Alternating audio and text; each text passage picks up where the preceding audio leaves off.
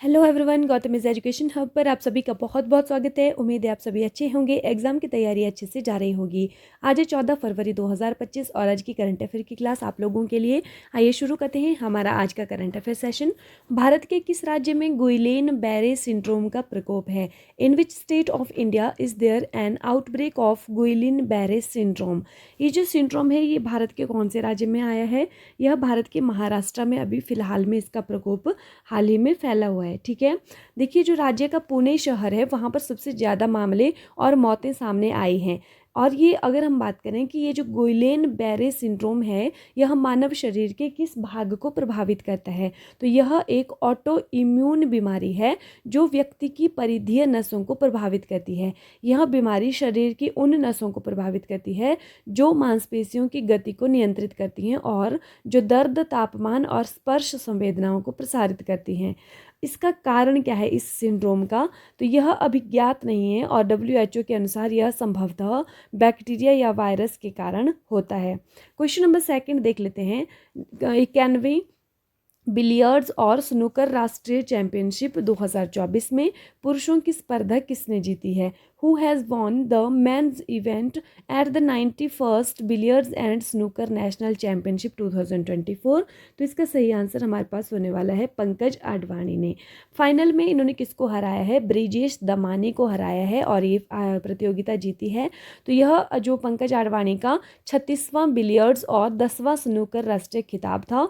अगर हम बात करें कि कौन सा देश जो है एशियाई स्नूकर चैंपियनशिप 2025 की मेजबानी करेगा, तो कतर की राजधानी जो दोहा है वहाँ पर 15 से 21 फरवरी 2025 तक ये आयोजित होने वाला है। जनवरी 2025 से डॉक्टर माधव कुट्टी जी को अपना नया मुख्य अर्थशास्त्री किस बैंक ने नियुक्त किया है? Which bank has appointed doctor Madhav Kutty ji as its new chief economist from January 2025? तो इनको अपना जो नया मुख्य अर्थशास्त्री नियुक्त किया है वह किया गया है कैनरा बैंक के द्वारा। ठीक है, किसको किया गया है? तो क्वेश्चन ये भी है कि कैनरा बैंक के द्वारा किसको अपना जो नया मुख्य अर्थशास्त्री नियुक्त किया गया है, तो डॉक्टर माधव कुट्टी जी को किया गया है। ठीक है, नेक्स्ट अगर हम बात करें नेक्स्ट क्वेश्चन की, लोकसभा ने और कितनी भाषाओं के लिए अनुवाद सेवाओं का विस्तार किया है? Lok Sabha extended translation services to how many more languages? तो इसका सही आंसर हमारे पास होने वाला है 6। तो लोकसभा ने क्या किया है? 6 और भाषाओं के लिए अनुवाद सेवाओं का विस्तार किया है। ठीक है, आइए जान लेते हैं कौन कौन सी भाषाएं हैं। नई जो भाषाएं जोड़ी गई हैं 6 हैं। एक बोडो है, डोगरी है, मैथिली है, मणिपुरी है, संस्कृत है और उर्दू है। पहले से कौन कौन सी भाषाएं उपलब्ध थी? असमिया, बंगाली, गुजराती, कन्नड़, मलयालम, मराठी, उड़िया, तमिल, तेलुगु, हिंदी और अंग्रेजी। ठीक है, ये लोकसभा का है थीम इस बार। ठीक है, आईसीसी चैंपियंस ट्रॉफी 2025 का भारतीय राजदूत किसे नियुक्त किया गया है? Who has been appointed as the Indian ambassador of ICC champions trophy 2025? देखिए ये जो आईसीसी चैंपियंस ट्रॉफी 2025 है इसमें राजदूत जो हैं वो एम्बेसडर नियुक्त किए गए हैं। तो भारत की तरफ से कौन किया गया है, यह क्वेश्चन है। तो भारत की तरफ से किया गया है शिखर धवन को। किसको किया गया है?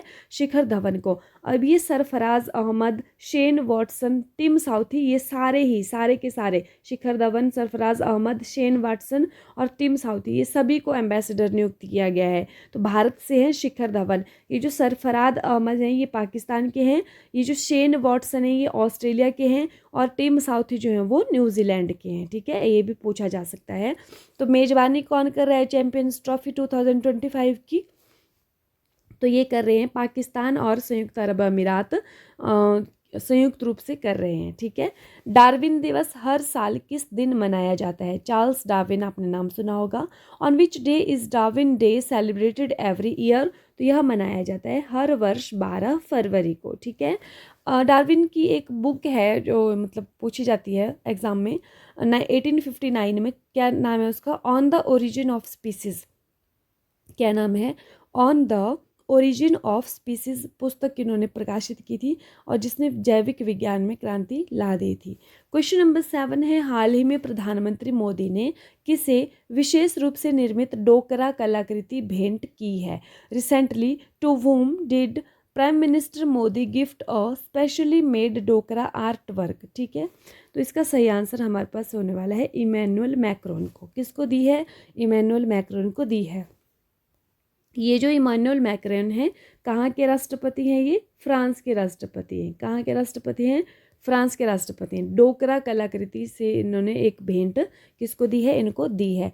जो डोकरा कलाकृति है ये 4000 साल पुरानी धातु ढलाई तकनीक है और कहाँ से उत्पन्न हुई है? छत्तीसगढ़ से उत्पन्न हुई है। ठीक है, इसे लॉस्ट वैक्स कास्टिंग तकनीक से बनाया जाता है और आमतौर पर संगीतकारों, नर्तकों, पशुओं और देवताओं की जो आकृतियाँ हैं मतलब उनको दर्शाया जाता है।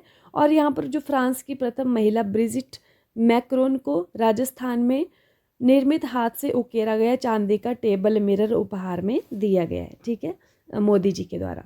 क्वेश्चन नंबर 8 है, हाल ही में 10 फरवरी 2025 को सृजनम किसके द्वारा लॉन्च किया गया? Who launched सृजनम recently on 10 February 2025?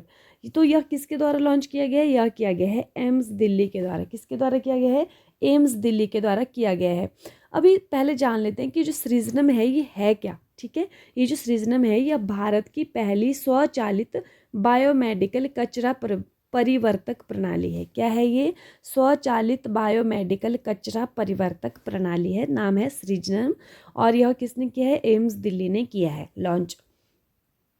IPL 2025 के लिए रॉयल चैलेंजर्स बेंगलुरु के नए कप्तान कौन बने हैं? Who has become the new captain of royal Challengers Bangalore for IPL 2025? तो इसका सही आंसर हमारे पास होने वाला है रजत पाटीदार। कौन बने हैं? रजत पाटीदार बने हैं। हाल ही में राज्य उच्च शिक्षा पर रिपोर्ट किसने जारी की है? Who has recently released the report on state higher education? तो यह किसके द्वारा की गई है? यह की गई है नीति आयोग के द्वारा। किसके द्वारा की गई है? नीति आयोग के द्वारा की गई है। नीति आयोग के उपाध्यक्ष वर्तमान में कौन है? सुमन बेरी। कौन है? सुमन बेरी। रिपोर्ट जो है, इस रिपोर्ट में खास क्या है कि पहली बार विशेष रूप से राज्य सार्वजनिक विश्वविद्यालयों में एसपीयूज पर यह केंद्रित है और पिछले एक दशक में उच्च शिक्षा की गुणवत्ता, वित्त पोषण और शासन और रोजगार क्षमता से संबंधित एक व्यापक विश्लेषण प्रस्तुत करती है। रिवीजन देख लीजिए कल की क्लास का। 11 फरवरी 2025 को जारी 2024 भ्रष्टाचार धारणा सूचकांक में भारत 180 देशों या क्षेत्रों में भारत कौन से स्थान पर है? तो कौन से स्थान पर है? 96 नंबर पर है। 180 देशों में से 96 नंबर पर है। पहले स्थान पर कौन है? डेनमार्क है। इस रिपोर्ट को जारी कौन करता है? ट्रांसपेरेंसी इंटरनेशनल जर्मनी इसको जारी करता है।